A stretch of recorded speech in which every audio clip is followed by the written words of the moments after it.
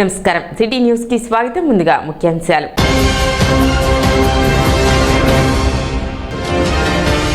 రాహపురంలో పట్టాదారు పాస్ పుస్తకాల పంపిణీ, రైతులకు ఎమ్మెల్యే నక్క ఆనంద్ బాబు అందజేత.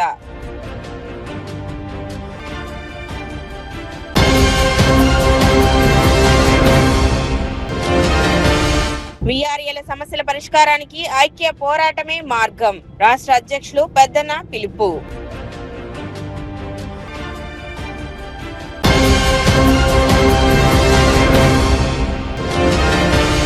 రెండేళ్ల నమ్మకం ప్రచారంలో ప్రజలను కలిసిన ఎమ్మెల్సీ ఆలపాటి రాజేంద్ర ప్రసాద్.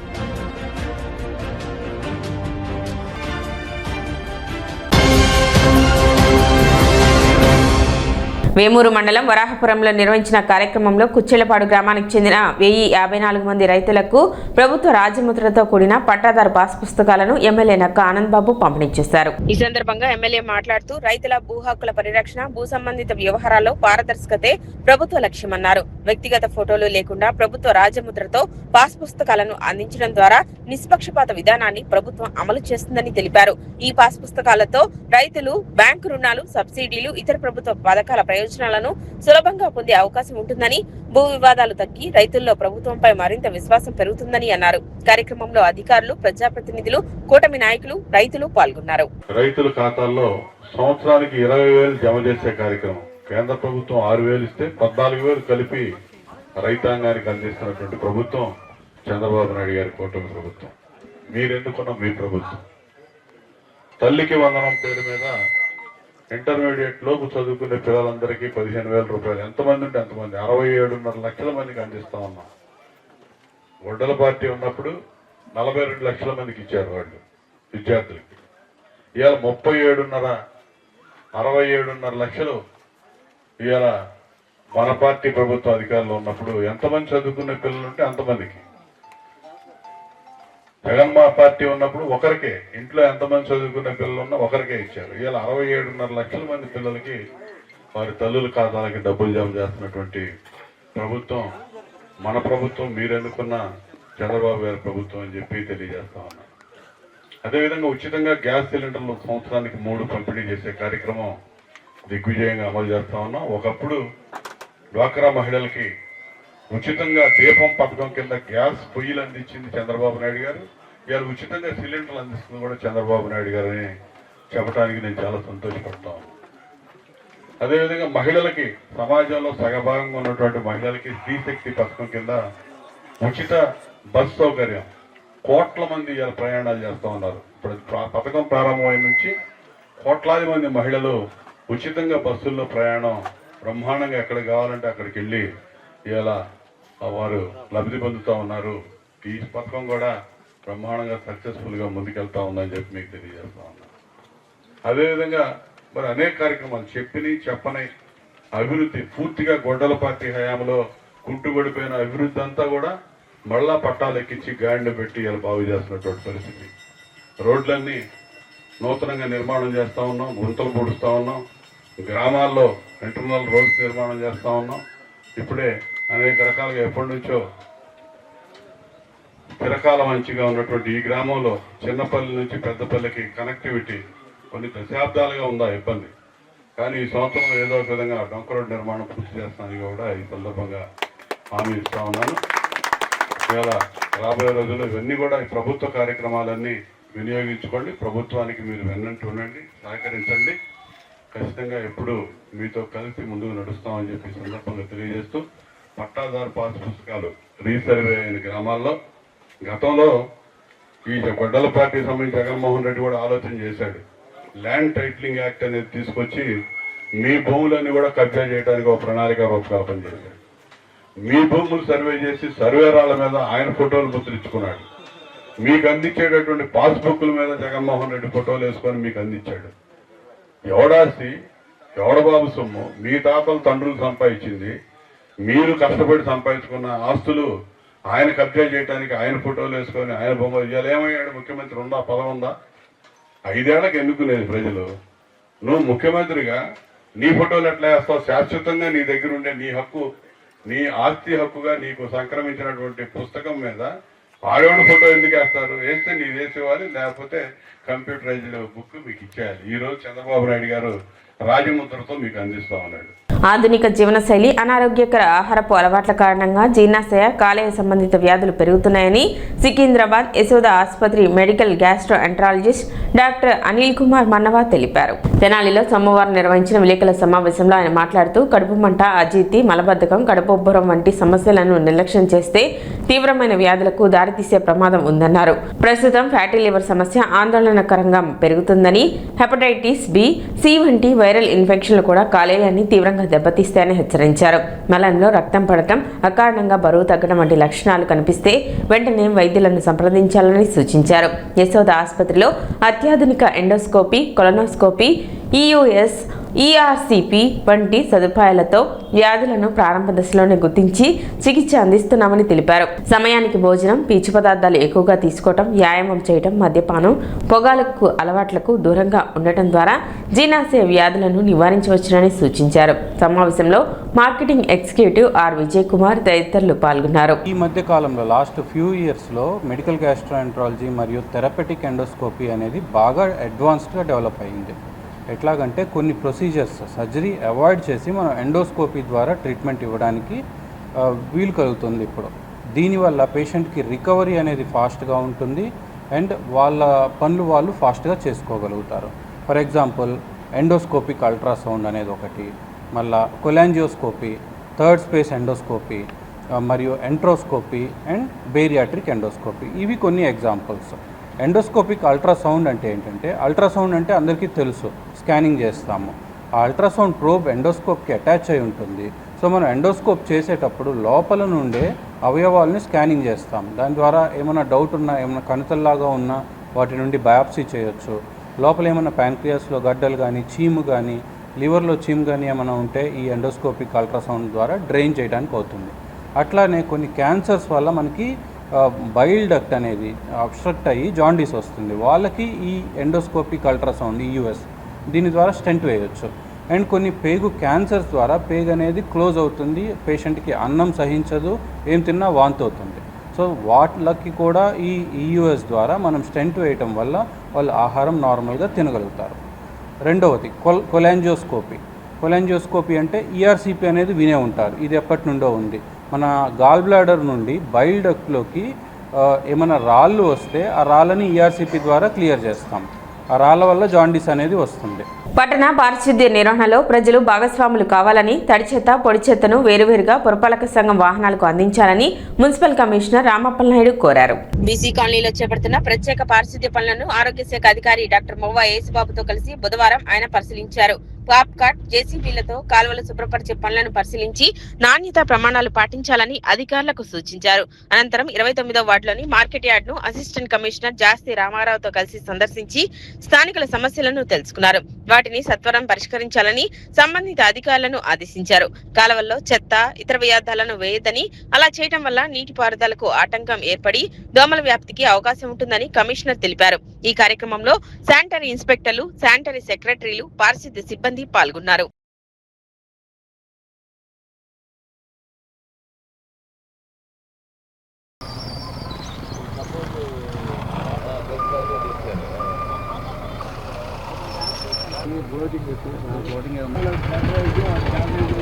అయిపోయేది అది వాటర్ ఫ్లో పోకుండా మళ్ళీ వెనక్కి వస్తున్నాయి వాటర్.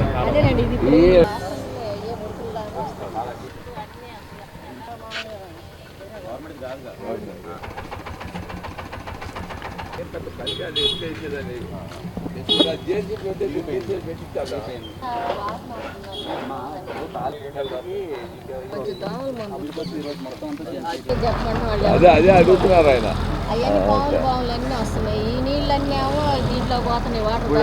ఇప్పుడు పాస్ట్కి వెళ్తారే. మా ఇంటి దగ్గర గట్టు ఉంటే ఆ గట్టు మొత్తం పగలగొట్టి కాళ్ళలో తీసాను, కానీ మళ్ళీ అది వాటర్ ఫ్లో పోకుండా మళ్ళీ వెనక్కి వస్తున్నాయి వాటర్. లోపలేనా? లోపల అవి మొత్తం డ్రైన్లు. గౌరవ మంత్రి గారి యొక్క ఆదేశాల ప్రకారం ఎక్కడైతే శానిటేషన్ మనకి ఇబ్బందిగా ఉండి స్లమ్ ఏరియాస్ ఉంటాయో అట్లాంటి ఏరియాస్ అన్నిటిని కూడా ఐడెంటిఫై చేసి, మ్యాన్ పవర్ మనకి తక్కువ ఉన్న కారణంగా స్పెషల్గా బయట నుండి కూడా వారానికి ఒక 3 days స్పెషల్ శానిటేషన్ డ్రైవ్లో భాగంగా ఒక 20 మందిని మనము మన బయట నుంచి ఏర్పాటు చేసుకుని మనకు ఉండేటువంటి శానిటేషన్ స్టాఫ్కి సపోర్టింగ్గా పెట్టి మనకు ఉండేటువంటి మిషన్ పవర్ని కూడా ఏర్పాటు చేసుకొని ఏరియాస్ అన్నిటినీ కూడా క్లియర్ చేయడం జరుగుతుంది. ముఖ్యంగా డ్రైనేజీ సిస్టంలో ఉండేటువంటి చిన్న చిన్న ప్రాబ్లమ్స్ వలన మనకి అక్యుములేట్ అయినటువంటి సిల్ట్ అంతటిని కూడా మనం రిమూవ్ చేస్తున్నాం. సో మేజర్ అవుట్ఫాల్ డ్రైన్స్ అన్నిటిని కూడా మనం క్లియర్ చేసుకోవడం జరిగింది. ఇంటర్నల్గా ఉండేటువంటి 1 feet 2 feet డ్రైన్స్ ఏవైతే ఉన్నాయో వాటన్నిటిని కూడా మనం సిల్ట్ తీస్తే తప్ప అవన్నీ కూడా ఫ్రీ ఆఫ్లో వచ్చే అవకాశం లేదు. ఈరోజు బీసీ కాలనీలో మనము ఎంట్రన్స్లో ఉండేటువంటి అవుట్ఫాల్ డ్రైన్కి మనకి ఇంటర్నల్ డ్రైన్స్ అన్నీ కూడా కలిసేటువంటి ఈ ప్లేస్ ఏదైతే ఉందో ఇది కొన్ని రోజులుగా ఇబ్బంది పడుతున్నారు. అవన్నిటిని కూడా ఈరోజు ఒక స్పెషల్గా మార్నింగ్ నుండి ఈవినింగ్ వరకు కూడా ఎంహెచ్ఓ గారు అండ్ శానిటేషన్ ఇన్స్పెక్టర్ గారు సెక్రటరీస్ అందరూ కూడా కలిసి ఈ యొక్క ఏరియాలో ఉండేటువంటి ప్రతి ఇంటర్నల్ డ్రైన్ని కూడా డీసిల్ట్ చేయాలనే ఉద్దేశంతో, అలాగే ఎంట్రన్స్లో ఉండేటువంటి అవుట్ఫాల్ డ్రైన్ కూడా కనెక్టింగ్ ఉన్నాయి, అవి కూడా కంప్లీట్ చేసుకొని శానిటేషన్ పరంగా ఈరోజు ఈ కాలనీ మొత్తం కూడా క్లియర్ చేస్తాం. అట్ ద సేమ్ టైం కొన్ని ప్రాబ్లమ్స్ కూడా మనం చెప్పున్నారు పోయినగా మన కౌన్సిలర్ గారు కూడా, అవి కూడా సివిల్ వర్క్స్ ఉన్నాయి, అవి కూడా కంప్లీట్ చేస్తే ఇంకొన్ని మనకి శాశ్వత పరిష్కారం లభిస్తుంది.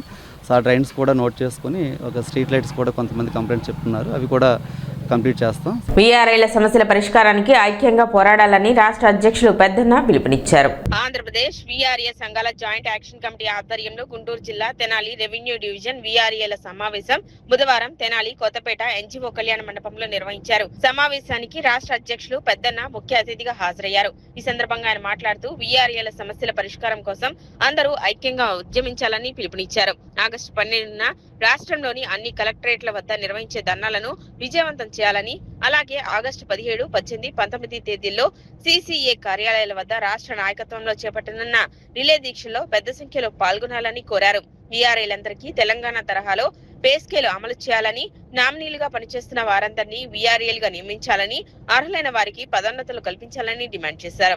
సమావేశానికి రాజేష్ అధ్యక్షత వహించగా జాయింట్ యాక్షన్ కమిటీ నాయకులు B Venkataratnam, Vivekananda, T Suresh, P Prabhakararao, Tenali మండల అధ్యక్షులు జాల రాజేష్, నాయకులు ముత్తయ్య, సంగయ్య, వెంకటేశ్వరరావు, నాగేశ్వరరావు, గుంటూరు, పల్నాడు, బాపట్ల జిల్లాల వీఆర్ఏలు పాల్గొన్నారు. 2018లో మనకి డిఏ 100 రూపాయల నుండి 300 రూపాయలు చేసేటటువంటి సందర్భాలు వచ్చాయి.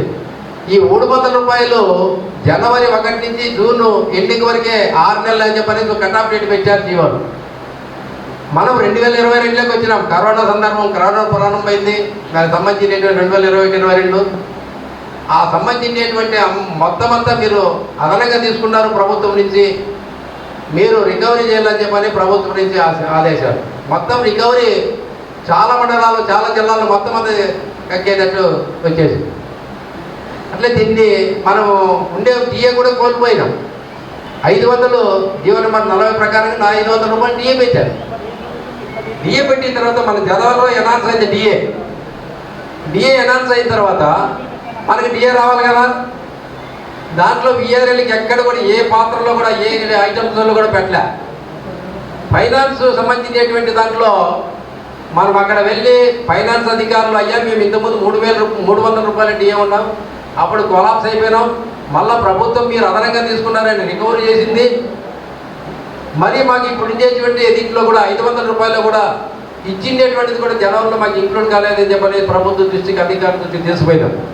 అక్కడ ఉండేటువంటి ఫైనాన్స్ అధికారులు ఒకటే చెప్పారు, అయ్యా మీరు గౌరవ వేతనం, ఆడిటోరియం, మీకు బేసిక్ లేనటువంటి ఉద్యోగులు కాబట్టి మీకు వేతనం డిఏమో. ఆంధ్రప్రదేశ్లో పనిచేస్తానంటే వీఆర్ఏలు అందరికీ బేసిక్ ఇవ్వాలని చెప్పనేది మనం డిమాండ్ చేస్తాము. చాలామంది ఈరోజు నేను జీవించేంత వరకు ఈ వీఆర్ఏగా ఈ గౌరవ వేతనంలో చచ్చిపోతా, ఇట్లే ఉంటా. ఎందుకంటే కుటుంబ సభ్యులు ఎవరు కూడా రెస్పాన్స్గా గౌరవప్రదంగా చూడలే. ఈ సంబంధించిన ఆసరా 1వ తారీఖు, 2వ తారీఖు, 3వ తారీఖు ప్రభుత్వం వేసేటువంటి వేతనం నేను ఏటీఎం ద్వారా కూడా చేసుకొని నేను జీవనం చేసుకుంటాను. నామినీగా సభ్యుడు పనిచేస్తాను.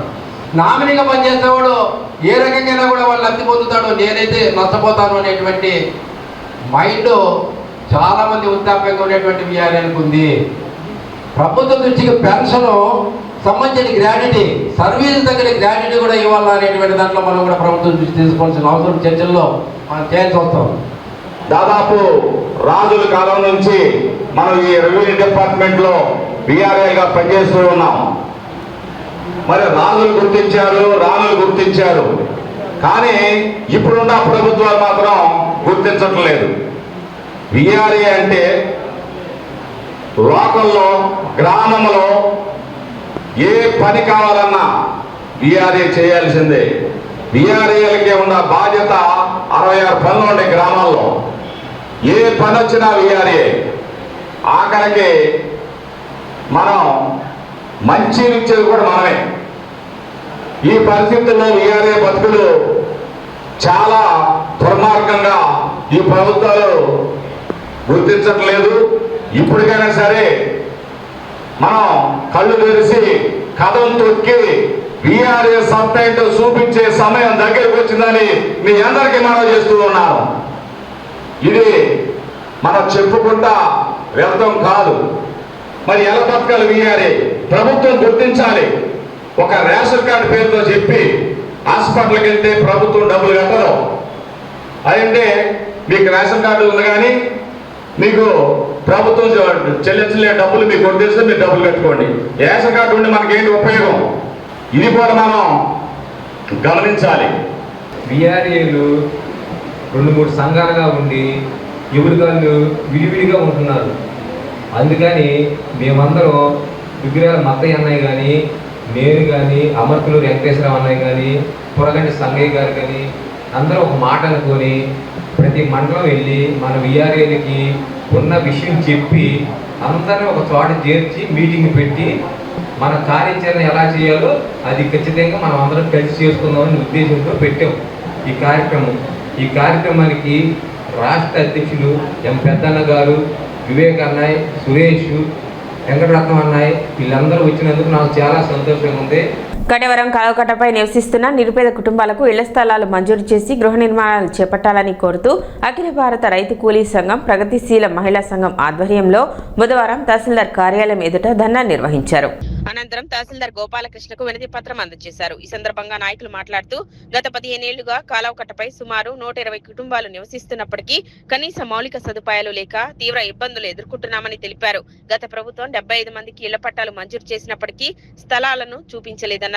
కూటమి ప్రభుత్వం ఇచ్చిన హామీ మేరకు కాలువకట్టపై నివసిస్తున్న అర్హులైన పేదలందరికీ 2 సెంట్ల చొప్పున ఇళ్ల స్థలాలు కేటాయించి గృహ నిర్మాణాలు చేపట్టాలని వారు ప్రభుత్వాన్ని కోరారు. దీని మీద ఎప్పుడైతే ఆవిడ ఫస్ట్ అర్జీ ఇచ్చిందో అప్పుడు దీని మీద వెరిఫికేషన్ చేశాం. మొత్తం అక్కడ 322 కుటుంబాలు ఉన్నాయి. 282 మందికి పట్టాలు ఇచ్చాం. ఇళ్ల స్థలాలు చూపించలేదన్నారే సిరిపురం లేఅవుట్లో. ఇళ్ల స్థలం ఈ క్షణం కూడా చూపించడానికి సిద్ధమే. నిన్న కూడా నేను వెళ్ళా మీ కాలువకట్ట మీద, తెలుసా మీకు? నిన్న కూడా వచ్చా. అక్కడి నుంచి హౌసింగ్ డిపార్ట్మెంట్ వాళ్ళతో కూడా మాట్లాడా. అంటే ఇప్పుడు మన ఉద్దేశం ఏంటంటే పట్టా ఇవ్వడం పెద్ద విషయం కాదు. పట్టా నా చేతిలో ఉన్న పని. మంత్రి గారు కూడా అందరికి ఇద్దామంటున్నారు. పట్టా రెడీ, నేను రేపు పొద్దున ఇచ్చేయమంటే ఇచ్చేస్తాను. కానీ మీకు ఇళ్ళ కట్టించాలి చూసారా, దానికి ఆ స్కీమ్ హౌసింగ్ డిపార్ట్మెంట్ అన్న ఈ గారితో మాట్లాడి వాళ్ళు కనుక ముందు హౌసింగ్ ఆ శాంక్షన్ ఏదో వాళ్ళు ఆయన కూడా పైన ఎవరు ఎండీ గారితో మాట్లాడతాం అన్నారు. అట్లా కనుక హౌసింగ్ శాంక్షన్ వస్తుంది, పని అయిపోతుంది అంటే నేను ముందుగా ఈ 332లో 282 మందికి పట్టాలు ఇచ్చామని మా దగ్గర లిస్ట్ ఉంది. ఎవరి దగ్గర ఒరిజినల్ ఉందో లేదో ఏమి కావాలో వాళ్ళకి ఎవరైతే ఫస్ట్ విడత మనం ఇచ్చామో 282 అంటే మేజర్కి ఇచ్చేసినట్టే. వాళ్ళకి ఎక్కడైతే లేఅవుట్లో ఇచ్చామో అదే రోజు ఏ రోజు శాంక్షన్ వచ్చి వాళ్ళు బిగిన్ చేస్తే మనం ఆ రోజే గృహప్రవేశం చేపిద్దాం.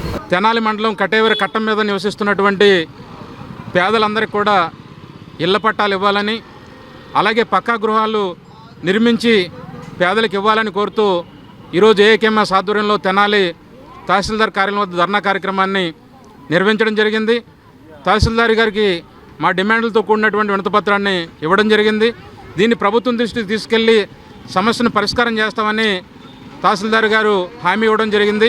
ఎందుకంటే దాదాపు 15 సంవత్సరాల నుంచి ఎస్సీ, ఎస్టీ, బీసీ, మైనారిటీ, పేద వర్గాలకు సంబంధించినటువంటి దాదాపు 130 కుటుంబాలు కటేవరం కట్ట మీద నివసిస్తూ ఉన్నాయి. దాదాపు గత ప్రభుత్వ హయాంలో 75 మందికి ఇళ్ల పట్టాలు ఇవ్వడం జరిగింది. కానీ ఇళ్ల పట్టాలు ఇచ్చారు కానీ భూమిని అయితే చూపించినటువంటి పరిస్థితి లేదు. అదే దాదాపు ఇంకా 45 మందికి ఇంకా ఇళ్ల పట్టాలు లేకుండా ఉన్నటువంటి పరిస్థితి ఉంది. మేము రైతుల సంఘంగా ఒకటే చెప్పదలుచుకున్నాం, కట్ట మీద నివసిస్తున్నటువంటి పేదలు ఎవరైతే ఉన్నారో వాళ్ళందరికీ కూడా 2 సెంట్లు చెప్పిన ఇళ్ల పట్టాలు ఇచ్చి వారికి పక్కా గృహాలు నిర్మించి ఇవ్వాలని ఈరోజు అఖిల భారత రైతు కూలీ సంఘంగా మేము డిమాండ్ చేస్తూ ఉన్నాం. కట్టివారం కాలువ గట్టు మీద ఇల్లు వేసుకొని నివాసం ఏర్పాటు చేసుకొని 15-16 సంవత్సరాలు అయింది. కానీ ఇప్పటి వరకు కూడా గవర్నమెంట్ మరి వాళ్ళకి ఇళ్ళ స్థలం ఇచ్చి ఇల్లు కట్టించి ఇవ్వలేదు. అయితే జగన్ గారు వచ్చిన తర్వాత పట్టాలు ఇచ్చారు కానీ మాకు స్థలం అయితే చూపించలేదు. స్థలం చూపించమని చెప్పి ఎన్నో అర్జీలు పెట్టాము ఎంఆర్ ఆఫీస్కి వచ్చి, అయినా చూపించలేదు. మేమేం అడుగుతున్నామంటే మాకు పట్టాలు ఇచ్చి అక్కడ స్థలం చూపించి 2 సెంటు స్థలం ఇచ్చి, అది చంద్రబాబు నాయుడు గారు హామీ ఇచ్చున్నారు. ఆ హామీ ప్రకారంగా మాకు 2 సెంటు స్థలము అదేవిధంగా ఇల్లు కట్టించి ఏర్పాటు చేస్తే మేము పీడబ్ల్యూ కాలువ కట్ట నుంచి ఖాళీ చేసేసి వెళ్ళిపోవటానికి మేము సిద్ధంగా ఉన్నాం. అందుకని మేమేమడుగుతున్నామంటే మా అందరికీ సలహాలు ఇచ్చేసి మమ్మల్ని అక్కడి నుంచి పంపించాలి. లేదంటే పీడబ్ల్యూ కాలువ కట్టోళ్ళు ప్రతి సంవత్సరం నోటీసులు ఇస్తున్నారు వెళ్ళిపోమని. మేము వెళ్ళాలి అంటే మాకు ఇంతవరకు ఎక్కడ కూడా కనీసం అద్దులు కట్టే పరిస్థితి లేదు. పిల్లలను చదివించుకునే పరిస్థితి కూడా లేదు. మా పరిస్థితులు అంతా దిగజారిపోయి ఉన్నాయి. కాబట్టి తెచ్చుకుంటే తిండి లేకపోతే లేదు. అందుకని మాకందరికి ఇల్లు కట్టించి స్థలం ఇచ్చి ఇల్లు కట్టించేస్తే అది ఎక్కడిచ్చినా సరే మేము వెళ్ళిపోవటానికి సిద్ధంగా ఉన్నాం. కూటమి ప్రభుత్వం 2 ఏళ్ల పాలనలో రాష్ట్ర వ్యాప్తంగా అభివృద్ధి సంక్షేమ కార్యక్రమాలను సమర్థవంతంగా అమలు చేసి ప్రజల విశ్వాసాన్ని నిలబెట్టుకుందని ఎమ్మెల్సీ ఆల్పాటి రాజేంద్ర ప్రసాద్ అన్నారు. తెనాలిలోని టీడీపీ కార్యాలయంలో బుధవారం నిర్వహించిన విలేకరుల సమావేశంలో ఆయన మాట్లాడుతూ ఎన్నికల హామీల అమలుతో పాటు మహిళలు, రైతులు, యువత, పేదల సంక్షేమానికి ప్రభుత్వం ప్రత్యేక ప్రాధాన్యం ఇస్తుందన్నారు. రాష్ట్ర అభివృద్ధిని వేగవంతం చేస్తూ మౌలిక సదుపాయాల కల్పన, సంక్షేమ పథకాల అమల్లో ప్రభుత్వం ముందుకు సాగుతుందని వివరించారు. ప్రజల సహకారంతోనే ఈ 2 ఏళ్లలో అనేక అభివృద్ధి కార్యక్రమాలు విజయవంతంగా అమలయ్యాయని పేర్కొన్న ఆయన ఇదే స్ఫూర్తితో మరిన్ని ప్రజా సంక్షేమ కార్యక్రమాలను ప్రభుత్వం కొనసాగిస్తుందని తెలిపారు. ఈ 2 ఏళ్ల పాలన ప్రజారంజకంగా ప్రజలందరి విశ్వాసానికి అనుగుణంగా ప్రజా అభివృద్ధి ధ్యేయంగా గత అగాధాల నుంచి గాడి తప్పినటువంటి వ్యవస్థల్ని గాడిలో పెట్టుకుంటూ ఈ రాష్ట్రాన్ని సర్వతోముఖాభివృద్ధికి పాటుపడాలనే సత్సంకల్పంతో కూటమి ప్రభుత్వం ఈ రోజున చేసినటువంటి సంక్షేమం, జరిగినటువంటి అభివృద్ధి, పొందుతున్నటువంటి సామాజిక న్యాయాన్ని మీ ముందులో ఉంచాలనే ఒక ప్రయత్నంలో భాగం ఈనాటి నా ప్రెస్ మీట్. ఎందుకంటే గత 5 ఏళ్ల పాలనని మనందరం కూడా చూసాం. నీ నా అనే భావం లేకుండా అన్ని వర్గాల్ని అణిచివేత, అరాచకత్వం, పక్షపాతం, బంధుప్రీతి,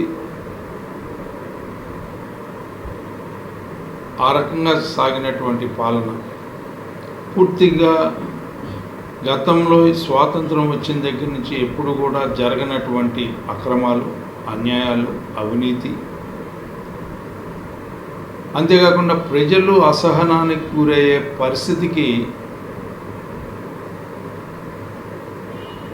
తీరు పరాకాష్ట గత ప్రభుత్వం యొక్క పాలన. దానికి భిన్నంగా ప్రజలు ఇచ్చినటువంటి తీర్పుకు అనుగుణంగా ఏ ఉద్దేశంతో అయితే, ఏ నమ్మకంతో అయితే, ఏ విశ్వాసంతో అయితే కూటమి నాయకత్వాన్ని అంగీకరించారో, అంగీకరించి వెంటనే ఏర్పడినటువంటి కూటమి నాయకత్వం అన్ని అంశాలని కూడా దాదాపు 94 పథకాలను రద్దు చేస్తే 85 పథకాలని తిరిగి ఏర్పరచుకున్నటువంటి కూటమి నాయకత్వం దానికి ఒక నిదర్శనం. గుంతల రోడ్లని దాదాపు 3800 కిలోమీటర్లు గుంతల రోడ్లని బాగు చేసుకున్నటువంటి ఘనత,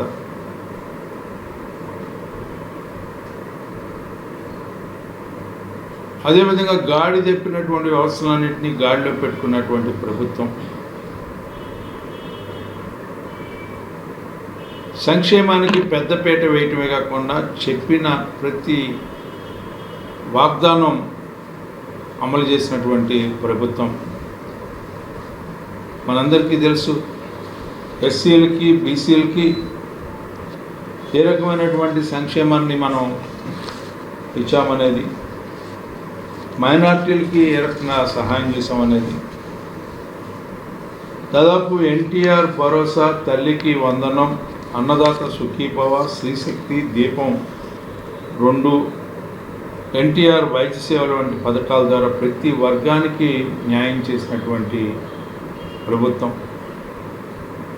ఏ రకమైనటువంటి నిధులు కేటాయించామంటే ఎస్సీ సంక్షేమానికి 19,100 కోట్లు, తద్వారా 43 లక్షల మంది లబ్ధిదారులు ఈ సంక్షేమాన్ని పొందారు అని చెప్పి, ఆ పొందే అంశంలో కూటమి నాయకత్వం, చంద్రన్న నాయకత్వం అగ్రస్థానాన్న భారతదేశంలో ఉన్న అన్ని రాష్ట్రాల కంటే మనం ముందు ఉన్నామని చెప్పడానికి ఎలాంటి సందేహం లేదని చెప్పి, అదేవిధంగా ఎస్టీ సంక్షేమానికి 5,330 కోట్లని 9 లక్షల మంది లబ్ధి పొందేలాగా, బీసీ సంక్షేమానికి 32,534 కోట్లు 1,18 లక్షల కుటుంబాలు లబ్ధి పొందేలాగా చేసినటువంటి ఘనత. మైనార్టీ వెల్ఫేర్ మనందరికీ తెలుసు. మైనార్టీ వెల్ఫేర్ పుట్టిందే తెలుగుదేశం పార్టీ ఆధ్వర్యంలో. ఆనాడు అన్న నందమూరి తారక రామారావు నేతృత్వంలో వక్ఫ్ బోర్డు ఆస్తుల పరిరక్షణకి నాంది పలికి మైనార్టీ వెల్ఫేర్ కార్పొరేషన్ ఒకటి క్రియేట్ చేసి నిధులు కేటాయించి తద్వారా మైనార్టీల్ని అభివృద్ధి చేయడానికి ప్రయత్నించినటువంటి తెలుగుదేశం పార్టీ ఈనాడు కూటమి నాయకత్వంలో 4,856 కోట్లు మేరకు నిధులు కేటాయించి 17 లక్షల పైగా లబ్ధిదారులకి న్యాయం చేయడం జరిగింది. అదేవిధంగా ఈ సందర్భంలో సమాజంలో సగభాగమైన మహిళా తల్లులకి ఈనాడు మహిళా సాధికారత తీసుకురావడానికి ఎన్నో కార్యక్రమాలు మనం ప్రవేశపెట్టుకోవడం జరిగింది. ఉచిత బస్సు సౌకర్యం, అదేవిధంగా ప్రతి డ్వాక్రా సంఘానికి రీషెడ్యూల్ కింద 2,800 కోట్లు అయితే 43,000 కోట్లు లింకేజ్ ద్వారా ఈ రోజున మహిళలకు ఉపయోగపడే నిధుల్ని బ్యాంకుల ద్వారా కేటాయించడం జరిగింది. దీంట్లో భాగంగానే 5 లక్షల మంది మహిళల్ని పారిశ్రామికవేత్తలుగా చేసినటువంటి ఘనత కూడా ఈ యొక్క రాష్ట్ర ప్రభుత్వాన్ని, కూటమి నాయకత్వాన్ని అని చెప్పి మీకు మనం చేస్తా ఉన్నాం. రాష్ట్ర రాజకీయాల్లోనే కాదు, దేశ రాజకీయాల్లో సుదీర్ఘ అనుభవం ఉన్నటువంటి నాయకుడు మన ముఖ్యమంత్రి నారా చంద్రబాబు నాయుడు. అత్యంత సమర్థవంతంగా, శక్తివంతంగా పరిపాలనని అందిస్తూ అన్ని రంగాల్ని కూడా ముందుకు తీసుకెళ్తూ, మీ అందరికీ తెలుసు 2014-19లో ఈ రాష్ట్రంలో ఉన్న జీడిపి 13.5% అయితే మరి గత ప్రభుత్వంలో 10.3% పడిపోతే, ఆ పడిపోయినటువంటి పాలన నుంచి ఈ రోజున అప్పులు మయం చేసినటువంటి ఈ రాష్ట్రాన్ని, సమస్యల వలయంలో నెట్టినటువంటి ఈ రాష్ట్రాన్ని, సమస్యలను ఎదుర్కొని దీక్షా దక్షతతో ఈ రాష్ట్రాన్ని అభివృద్ధి చేయాలి, సంక్షేమం పరంగా పేదవాళ్ళని ఆదుకోవాలి, అభివృద్ధి పరంగా ఈ రాష్ట్రాన్ని ముందుకు తీసుకెళ్ళాలి, అక్షరమాలలోనే కాకుండా అభివృద్ధి వైపుకి తీసుకెళ్ళాలి. ఆ రకంగా రాష్ట్రంలో అన్ని రంగాల్లో ఈ రోజున అభివృద్ధి సాధించేదానికి ప్రయత్నం చేసినటువంటి ఏకైక ప్రభుత్వం ఈ కూటమి నాయకత్వం, చంద్రన్న నేతృత్వంలో అని చెప్పి మీకు మనం చేస్తా ఉన్నాం. దాంట్లో భాగంగానే సంక్షేమానికి 1,49,000 కోట్లు ఖర్చు పెడితే, అభివృద్ధి కార్యక్రమాలకి 1,34,000 కోట్ల రూపాయలు ఖర్చు చేయడం జరిగింది. అదేవిధంగా ప్రతి ఒక్క పైసాని బాధ్యతగా వ్యవహరించాల్సినటువంటి పాలకుడు గత పాలనలో ఇష్టం వచ్చినట్లుగా, ఇష్టానుసారంగా ప్రజల యొక్క డబ్బుని దుర్వినియోగం చేస్తే, అధికార దుర్వినియోగం ద్వారా డబ్బు దుర్వినియోగం అయితే, ఈ రాష్ట్రంలో ఈ యొక్క 2 ఏళ్ల కాలంలో కూటమి నాయకత్వంలో ప్రతి పైసాని ఆదా చేసే విషయంలో రుణాలను రీషెడ్యూల్ చేసి ఎక్కువ ఉన్నటువంటి రుణాలకి వడ్డీని తగ్గించుకొని తద్వారా 8,269 కోట్ల రూపాయలని ఈ రోజున ఆదా చేయటం జరిగిందని చెప్పి మనం చేస్తా ఉన్నాం. ఉద్యోగుల యొక్క బకాయిలు, గతంలో పిఎఫ్ని డైవర్ట్ చేశారు, గ్రాట్యుటీని డైవర్ట్ చేశారు, రకరకాలుగా ఉద్యోగస్తులు ఆడుకుంటే వాళ్ళ యొక్క జీవితానికి భద్రత లేకుండా ఉంటే ఈ రోజున భద్రత కల్పిస్తూ గత బకాయిల్ని దాదాపు 30,000 849 కోట్ల రూపాయలని విడుదల చేసినటువంటి ఘనత ఈ రాష్ట్ర ప్రభుత్వం.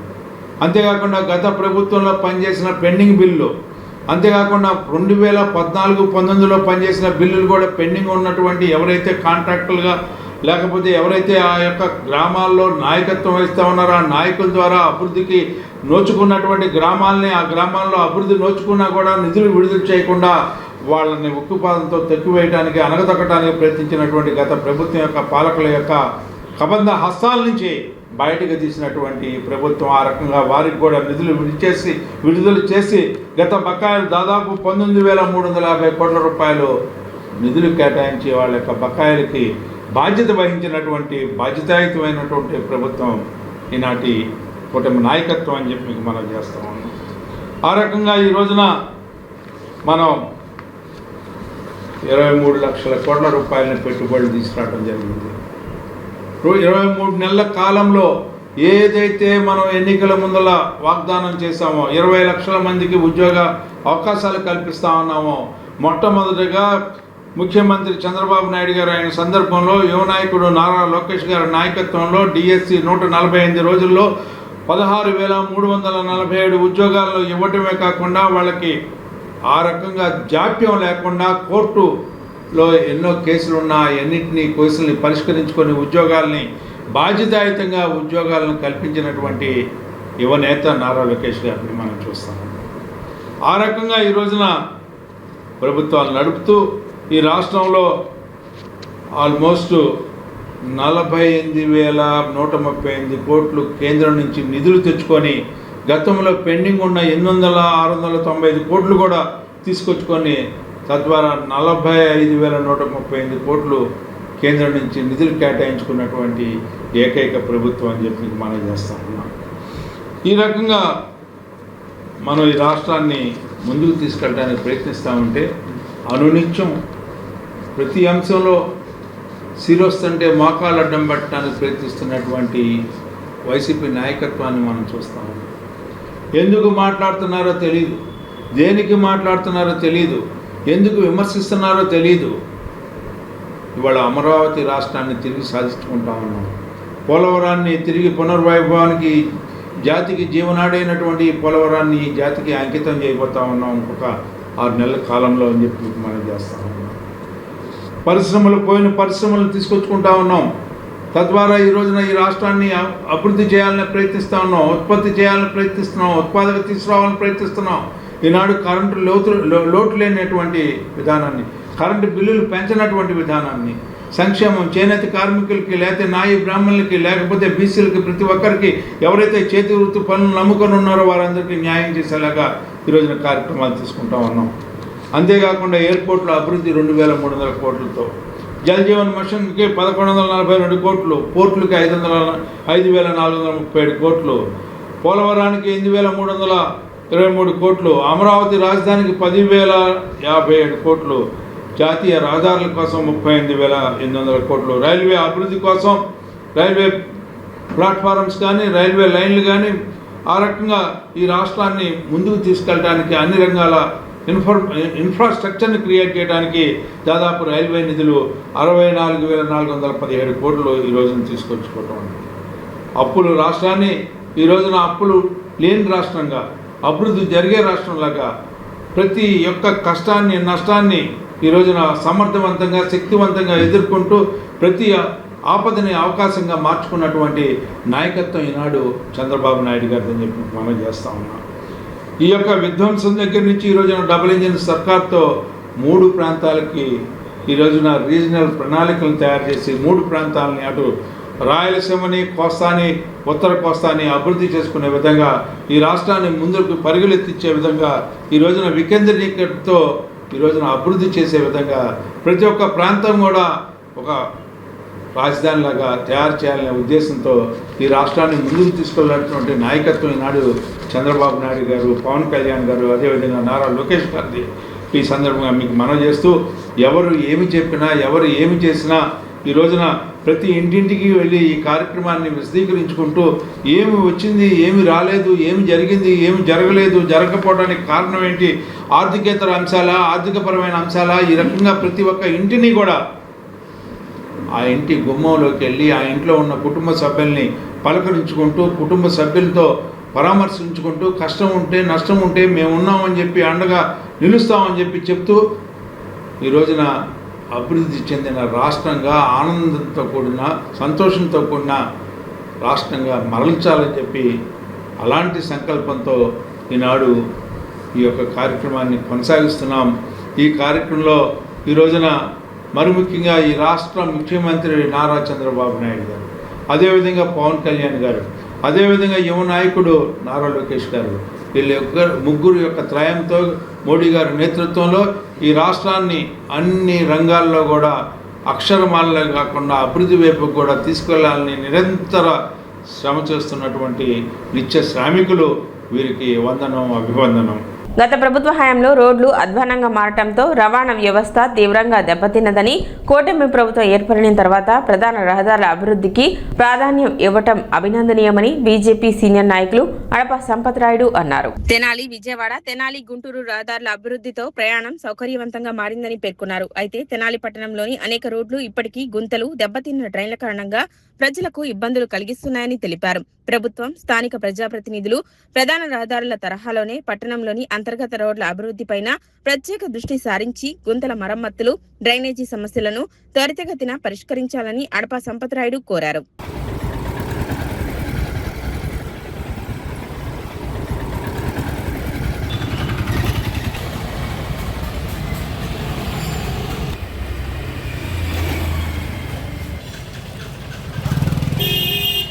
నూతన ప్రభుత్వం వచ్చిన తర్వాత కూటమి ఆధ్వర్యంలో ఎంతో ఇబ్బందులకు గురైన రోడ్డు రవాణా వ్యవస్థ చాలా వరకు కుంటుపడింది అనేది వాస్తవ సత్యం. ఒకప్పుడు మన తెనాలి నుంచి విజయవాడ పోవాలన్నా, తెనాలి నుంచి గుంటూరు పోవాలన్నా నరకప్రాయంగా ఉండేది. కానీ అదే స్థితిలో తెనాలి పట్టణంలో కూడా ప్రేరుకు మాత్రమే సిమెంట్ రోడ్లు అవన్నీ కూడా ఎక్కడ చూసినా కూడా స్పీడ్ బ్రేకర్ రోడ్లుగా తయారయ్యాయి. ఎందుకంటే రోడ్లని పగిలిపోవటం, లేదా పైప్ లైన్ వేయడం కోసం పగలగొట్టడం, లేదా ఎలక్ట్రికల్ వైర్ వేయడం కోసం పగలగొట్టడం, ఇలా రకరకాల కారణాల మూలంగా ఎంతో విలువైన రోడ్లు డ్యామేజ్ అయిపోయినాయి. ఆ డ్యామేజీల్లో పెద్దవాళ్ళు అంటే వృద్ధులు, స్కూల్కి వెళ్ళే పిల్లలు సైకిల్ మీద వెళ్తూ కూడా చాలా చోట్ల చాలా సంఘటనలు మనం చూసాం. ఉదాహరణకు మనం బురిపాలెం రోడ్లో ఈ మధ్య కాలంలో 4-5 సంఘటనలు జరగటం, కొంతమందికి రక్తం కారే పరిస్థితి కూడా ఏర్పడటం కూడా చూసాం. ప్రభుత్వాధికారులు తక్షణమే గుర్తించి ఇలాంటి ఇబ్బందులు కలగకుండా ప్రజలకి మన టౌన్లో కూడా మంచి రోడ్లను వేయాలని మేము కోరుకుంటున్నాం. ఇది ప్రభుత్వం తక్షణమే ఈ చర్య తీసుకోకపోతే, లేకపోతే రేపొద్దున్న ఎంతోమందికి ఆపద కలిగే పరిస్థితి ఉంది. కాబట్టి మనం అందరం కూడా కొంచెం ఈ విషయం మీద దృష్టి పెట్టవలసిందిగా తెనాలి మున్సిపల్ శాఖ కోరుతున్నాం. ఖరీఫ్ సాగుకు అవసరమైన మేర సాగునీటిని వెంటనే విడుదల చేసి రైతాంగాన్ని ఆదుకోవాలని తెనాలి నియోజకవర్గ కాంగ్రెస్ పార్టీ ఇన్ఛార్జ్ డాక్టర్ చిందు సాంబశివుడు ప్రభుత్వాన్ని డిమాండ్ చేశారు. తెనాలిలోని కాంగ్రెస్ పార్టీ కార్యాలయంలో నిర్వహించిన సమావేశంలో ఆయన మాట్లాడుతూ, ప్రస్తుతం అధికారులు తాగునీటి అవసరాల కోసం మాత్రమే నీటిని విడుదల చేస్తున్నామని చెబుతున్నప్పటికీ రైతులు అదే నీటిని సాగునీటిగా వినియోగిస్తున్నారని తెలిపారు. అయితే ఆ నీరు పంటలకు ఏమాత్రం సరిపోవటం లేదని, ఖరీఫ్ పంటలు దెబ్బతినకుండా తక్షణమే తగిన స్థాయిలో సాగునీటిని విడుదల చేయాలని కోరారు. రైతుల సమస్యలపై ప్రభుత్వం వెంటనే స్పందించి అవసరమైన చర్యలు తీసుకోవాలని ఆయన విజ్ఞప్తి చేశారు. సమావేశంలో కాంగ్రెస్ పార్టీ నాయకులు, కార్యకర్తలు పాల్గొన్నారు. ప్రతి సంవత్సరం కొన్ని వందల సంవత్సరాల నుంచి, డికేడ్స్ దశాబ్దాల నుంచి ఒక సంవత్సరం ఎక్కువ ఉంటుంది, ఒక సంవత్సరం తక్కువ ఉంటుంది. ఒక సంవత్సరం అధిక వర్షపాతం, ఒక తక్కువ వర్షపాతం. దాంతోపాటు కొంచెం కష్టాలు ఉంటాయి. వెనకటి రోజుల్లో కూడా అందుకని నీళ్ళకి అడ్డీలు వేస్తాం, కాలువలు అడ్డీలు వేస్తాం జరుగుతూ ఉంటుంది.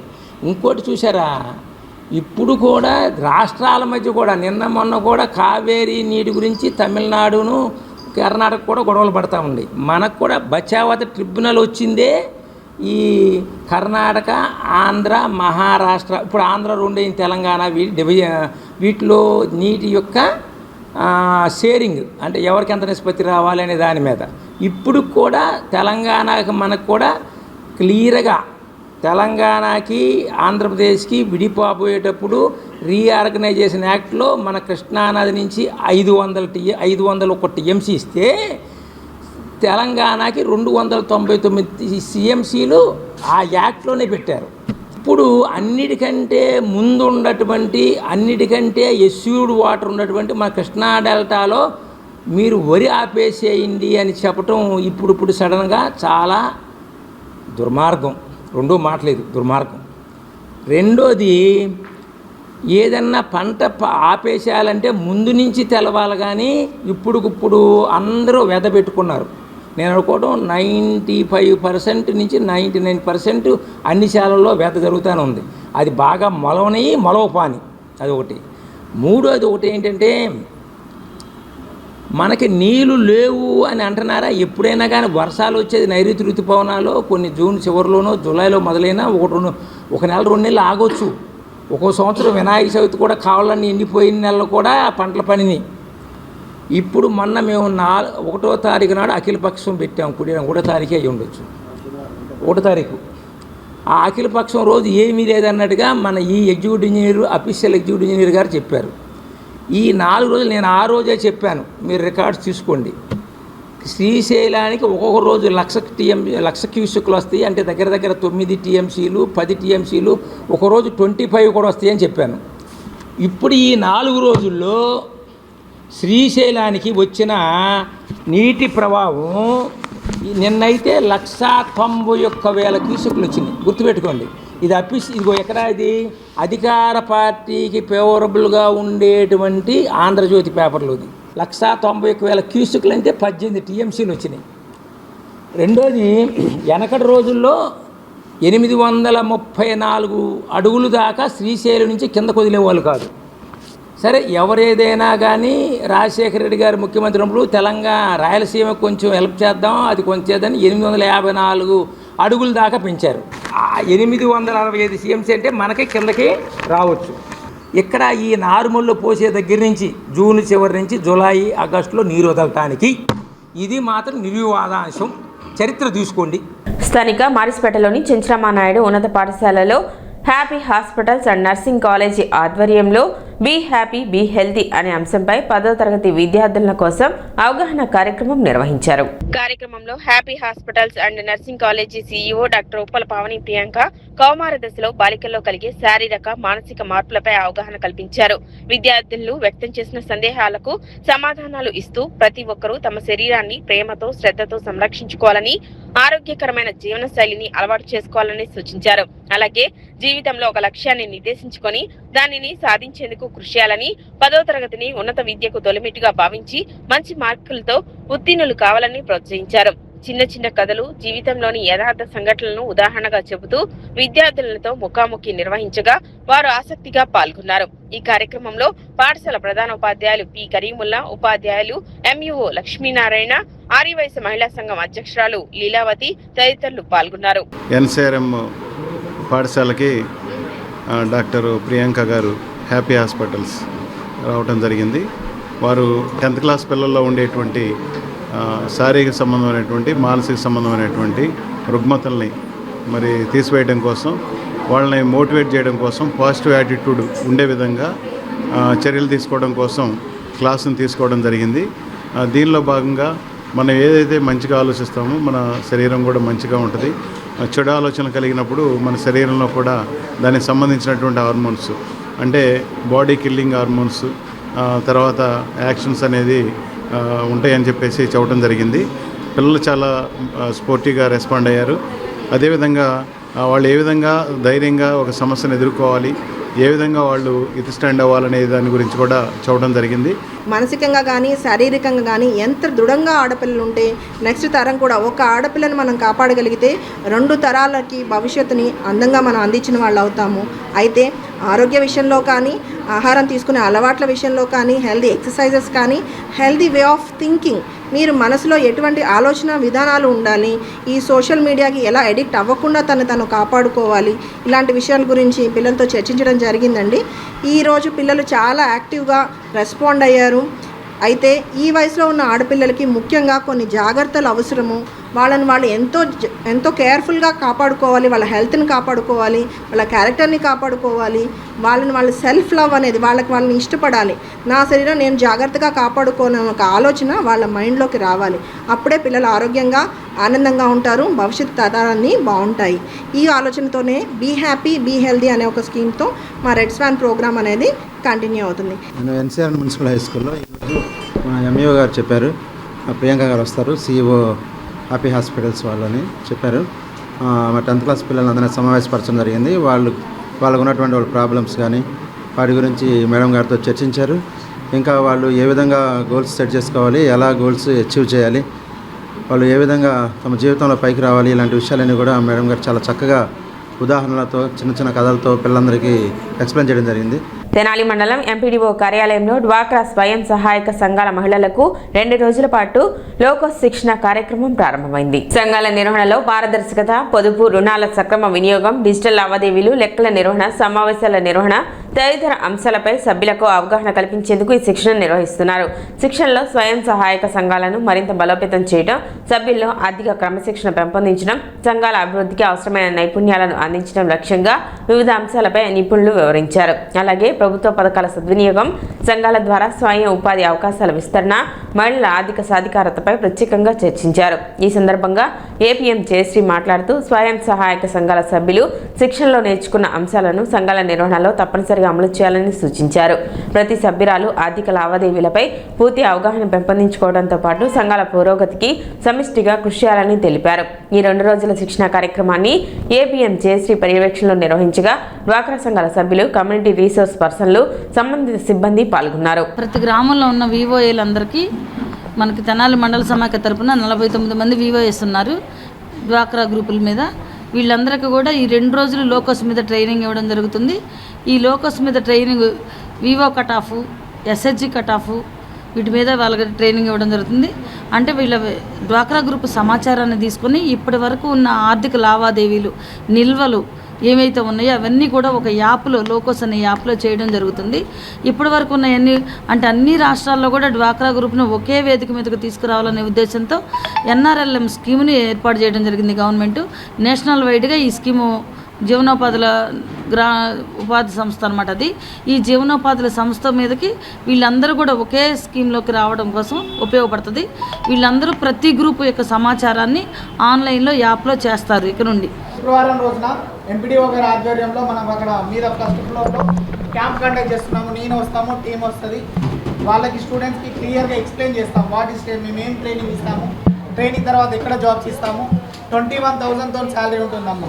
4 months ట్రైనింగ్ తర్వాత 100% జాబ్.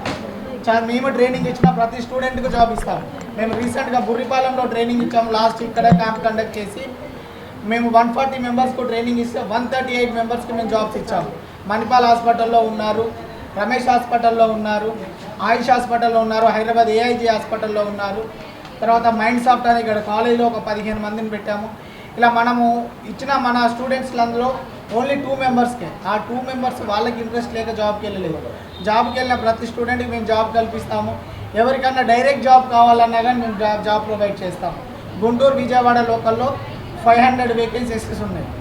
ఓన్లీ గుంటూరు, విజయవాడలో. ఎవరికైనా డైరెక్ట్ జాబ్ కావాలన్నా, లేదు మేము మంచి స్కిల్స్ నేర్చుకొని జాబ్కి వెళ్తామన్నా కానీ మేము best skills, spoken English, computer, AI skills, అలాగే domain course, warehouse executive అనే కోర్సులో ట్రైనింగ్ ఇచ్చి ట్రైనింగ్ తర్వాత ప్లేస్మెంట్స్ ఇస్తాం. 100% job orientation programme. City news ముగించే ముందు ముఖ్యాంశాలు మరోసారి.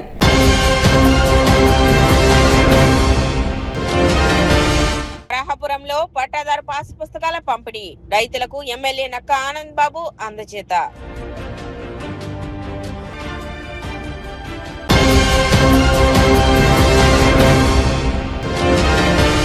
వీఆర్ఏల సమస్యల పరిష్కారానికి ఐక్య పోరాటమే మార్గం, రాష్ట్ర అధ్యక్షులు పెద్దన్న పిలుపు.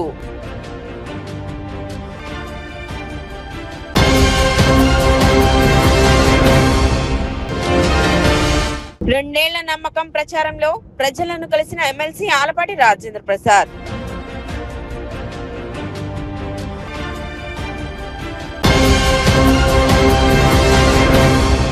సిటీ న్యూస్ ఇంతటితో సమాప్తం. నమస్కారం.